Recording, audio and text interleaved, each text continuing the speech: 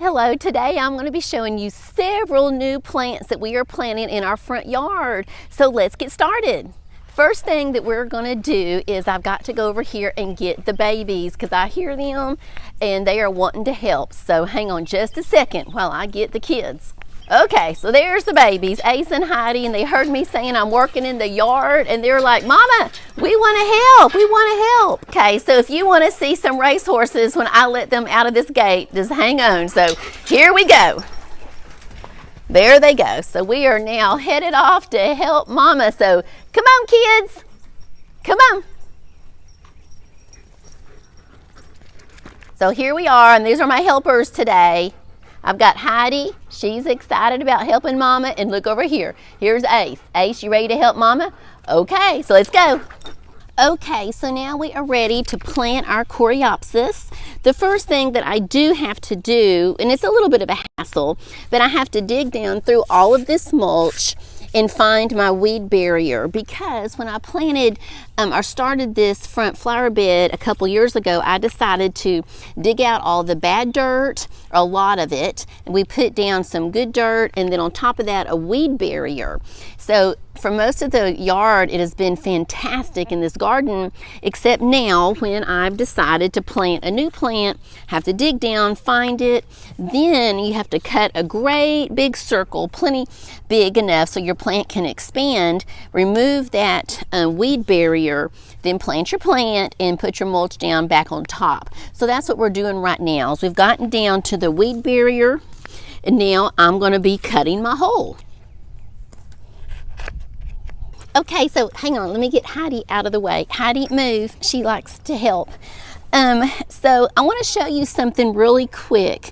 And when I am planting my plants, I have found over the years when I have a new plant that I get from like a nursery, that when you get it, you see all these roots on the bottom.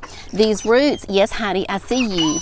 These roots are the pot or the plant is kind of like root bound. So you have all of these roots that go here in a circle. And I have found that if you just plant it like this, that your plant is not going to do near as well. So what I do is I like to chop off the bottom third. So I completely just take off that bottom third of the plant. And if your plant in the pot is real well watered, it'll come off just real easy. But I like to do that. And then that way it gives you fresh roots, come all the way around, and then those roots are going to pick up and absorb all of the water and the nutrients and everything that you're putting in your soil a lot better. So just chop off the bottom of those, and I think you'll be really happy with the results. So now I have my hole all dug. And we're going to go ahead, put a little more dirt back in that hole, because I got out a little much. Put this little guy in here, put a little more dirt in. There we go. Put this little guy in here, and now we're going to fill the dirt back up. Now, if your plant is not already well watered, what I like to always do is to soak that plant in some water, pour some water maybe in the hole, put in some Miracle Grow or something like that. Seems to help a lot. But I decided today to come out and do my gardening. I went to the nursery yesterday because we've been having a lot of rain out here. So I have a few plants in the back that are no longer alive from last year. It's much easier to take out your dead plants if you have any after a rain. So that's really my purpose for getting out here today. It's much easier to work in the yard. The ground is nice and soft. And then all these plants a few of them that I picked up from the nursery, they were all super watered because of all the rain we've been having. So let me get all this around and we'll take a look at what this looks like. Now remember that this is going to get a lot bigger. It's going to grow and it will bump up against this one, so I'll have a nice great big area of coreopsis. And if you come out about once a week and you deadhead and you take off the little bitty blooms, it will help tremendously, and this bush will really grow and you'll get a lot more blooms. So now we have their second coreopsis in here. It's going to look so nice when it grows here in just probably 2 or 3 weeks. It's gonna be a nice big area here of some pretty yellow flowers. Now look at this. If you are a lantana this lover like I am, you're about to go crazy right now, because I'm gonna be taking this area, getting some of the weeds out, and then placing some of this lantana here along this area. And then also way down here, I've got a few areas that I'm gonna put some of this lantana. So let's get started and I'll be back in a few minutes. So look at this. We have got the lantana all in. So I put in a few new ones over here. Got a couple there in the front. Heidi's checking that out for me. And that is just going to look absolutely gorgeous. Heidi, scoot over, baby. It's going to look absolutely gorgeous once these spread out and just get all blooming. It's going to be beautiful. So now we're going to go over here, way back over here, where I'm going to plant a couple more lantana. These are some of those that have some pink flowers. Now we have our new lantana in over here.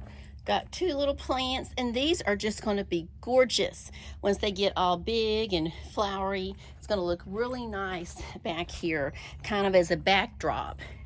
So that's going to look good. Now we have one more area to plant some lantana.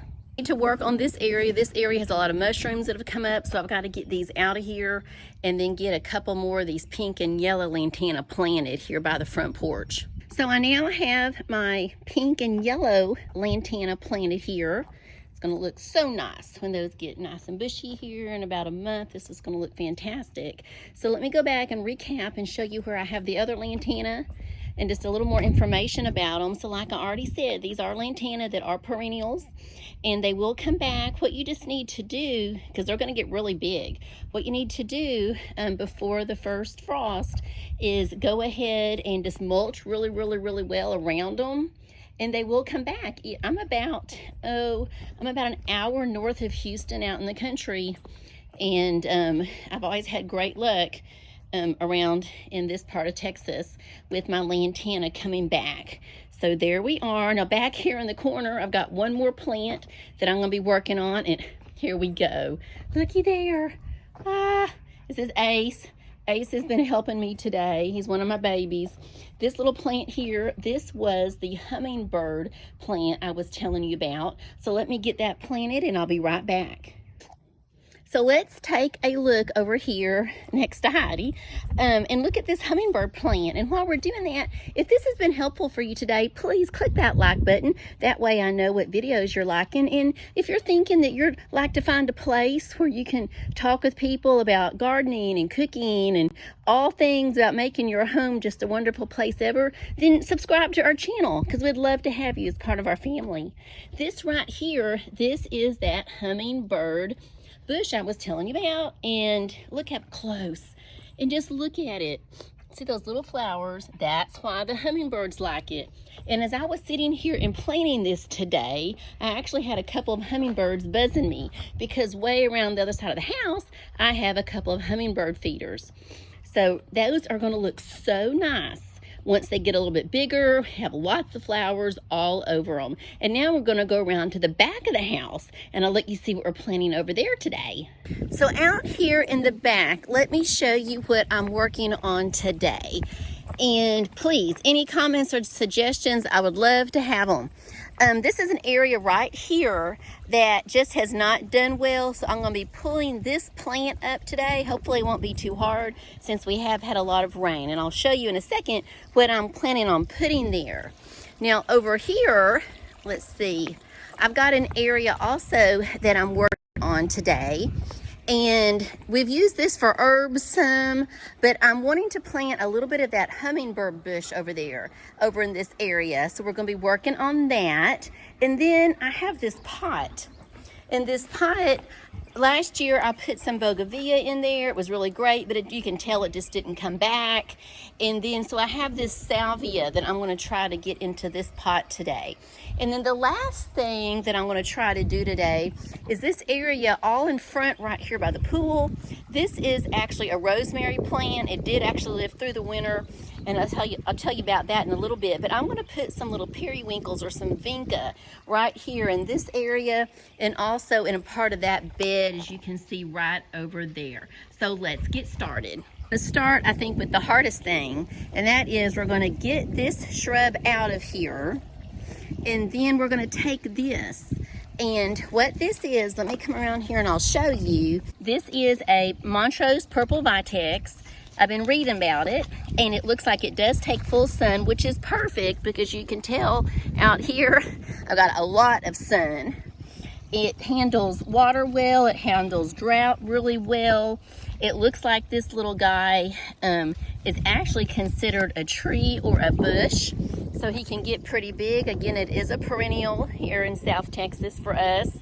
And the only thing I'm worried about is we have a lot of wind. You can see through here, we've got a lot of wind, and I just never know how something's going to do until I try it. So I've learned, just give it a try. You don't know until we try. So now let me show you how I did with all these plantings. Now this is actually a week later from that last segment, because as soon as I was getting ready to plant this little guy, it started to rain, and it has rained for a week. So it's a week later, and it's a little bit foggy this morning, but I think I can still show you our quick update. So this little guy is all planted, and he has withstood this rain extremely well. And I can tell you that the butterflies and the hummingbirds are really liking this. Now let's go on back over here, and there were a couple of things we were planting. And if you'll remember, right over here is where I was trying to plant. In that empty spot right there, I was trying to plant the hummingbird, that little hummingbird plant, the little cigar flower.